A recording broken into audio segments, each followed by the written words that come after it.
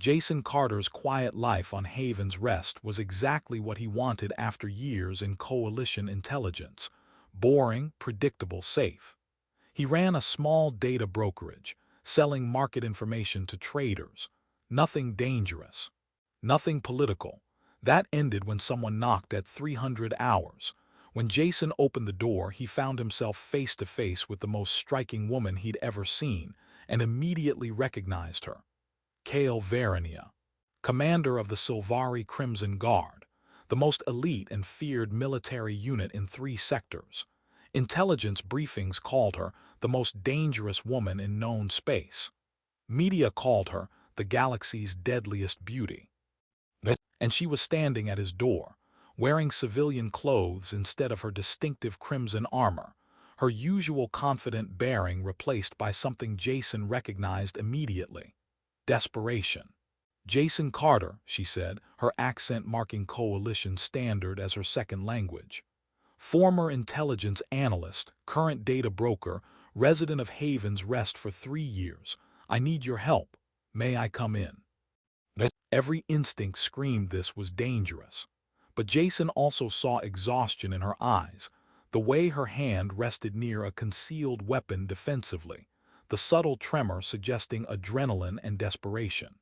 "You have 5 minutes to explain why the most feared military commander in the galaxy is at my door in the middle of the night," Jason said, stepping aside. What she told him was impossible, and exactly the political nightmare he'd retired to avoid. She discovered evidence that high-ranking coalition officials were planning to assassinate the Silvari Council and blame it on a rival faction, triggering a war that would devastate multiple systems. She had proof but couldn't use official channels because the conspiracy included people who controlled those channels.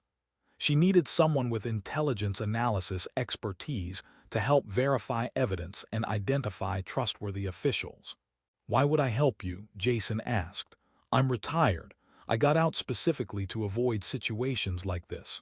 Kael met his eyes with intensity that made his heart skip. "Because if you don't, millions die in a war that doesn't need to happen. And because I've read your real file. You left because you couldn't watch innocent people suffer for political convenience. This is your chance to prevent exactly that." She was right. Jason's silence was answer enough. Over following days, Jason's home became a makeshift intelligence center. Kael had brought encrypted data crystals containing communications intercepts, financial records, and operational plans painting a clear picture. A coalition faction wanted war with the Silvari because military contractors would profit enormously. Jason worked through data with methodical precision, while Kael provided context about Silvari politics. They worked long hours on coffee and ration packs, and Jason discovered several things about the galaxy's most feared warrior. First, she was brilliant, not just tactically but analytically. Second, despite her fearsome reputation, she wasn't the emotionless killing machine propaganda portrayed. Her facial markings shifted with emotion in subtle ways. Third, she was exhausted in ways beyond physical tiredness, operating alone because the evidence implicated people at the highest levels. One evening, after 18 hours of continuous work, Jason found Kael at his window, her usual confidence replaced by vulnerability. "I've commanded the Crimson Guard for 7 years," she said. "Led 16 major operations, never lost a soldier, never failed a mission. And now I'm hiding in a data broker's house because I can't trust my own chain of command. Some commander." Jason joined her. "You're trying to prevent a war. That's more important than pride." "Is it? I should be able to use proper channels. Instead, I'm here asking a retired analyst for help because I have nowhere else. That's not strength. That's desperation." Desperation that drove you to solve the problem instead of getting bogged down in corrupted channels. Sounds pretty strong. Kael looked at him, different without her armor, not less impressive but more real. "Why did you really retire?" she asked. "What were the real reasons?" Jason considered deflecting, but answered honestly. "I was analyzing intelligence for an operation. found evidence the targets weren't combatants but refugees mislabeled to justify seizing their colony for resources. I reported it, got told to keep quiet. I could participate in murder for profit or leave, so I left. You gave up your career because you wouldn't be complicit in killing civilians. Among other things. Kael was quiet. I think I understand why you came up in my research. You're not just someone with skills. You're someone who will care about preventing this war as real lives. Their eyes met, and something shifted, awareness that went beyond professional cooperation. Jason recognized attraction, complicated and inappropriate and undeniable. As they analyzed conspiracy data, professional boundaries began blurring. It started innocently, working close together, hands brushing when reaching for documents, conversations drifting from analysis into personal territory. Jason learned Kael never wanted to be a warrior. She trained as an engineer but was conscripted, discovered talent for tactics, got promoted until the Crimson Guard seemed like destiny. Kael learned Jason grew up on Earth's megacities, studied xenopolitics thinking he could help build better relationships, only realizing how corrupt the system was after years watching idealism crushed by pragmatism. They were both people who chose unexpected paths, who tried to do right in systems rewarding expedience over ethics. That shared experience created connection, intellectual at first, but increasingly emotional. One night after identifying trustworthy coalition officials, they celebrated with saved alcohol. The conversation turned personal, barriers lowered. "You know the media calls you the sexiest warrior in the galaxy," Jason said, immediately regretting it. "Sorry, I shouldn't." Kael laughed, the first genuine laughter he'd heard. "I know what they say. It's ridiculous. They fetishize Silvari warrior women because we're exotic and dangerous, like we're entertainment instead of people. But for what it's worth, I think you're attractive not because you're exotic or dangerous, but because you're brilliant, dedicated, and brave enough to stand against your own government. The rest is genetic luck." Kael's facial markings shifted to a color indicating pleasure and interest. "That's the most thoughtful compliment anyone's given me in years. Most people fear me or fantasize about me. You actually see me." Hard not to when you're working 18-hour days, analyzing threats together. The moment stretched, charged with possibilities.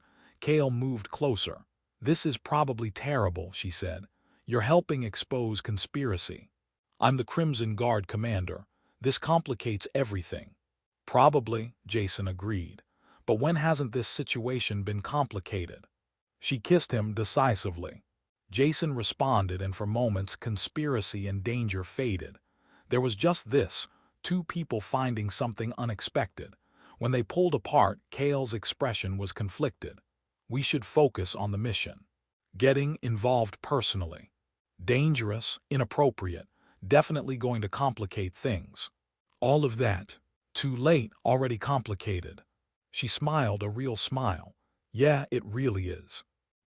Berlin 4. With their relationship acknowledged, Jason and Kael focused on executing their plan. Deliver evidence to trustworthy officials, coordinate with verified Silvari contacts, do it before conspirators realize their exposure. The plan went sideways immediately. The first official they tried to contact had been killed. Someone knew they were investigating. Jason's home was no longer safe. They went mobile, using Jason's knowledge of the colony and Kael's tactical expertise to stay ahead of assassins. During a tense night hiding while assassins searched, Kael told Jason something she'd never told anyone. "The first time I commanded in combat, I froze. 3 seconds. 2 soldiers died because of my hesitation. I've never frozen since, but I've never forgotten. It's why I'm so careful now." Jason, watching for threats, turned to her.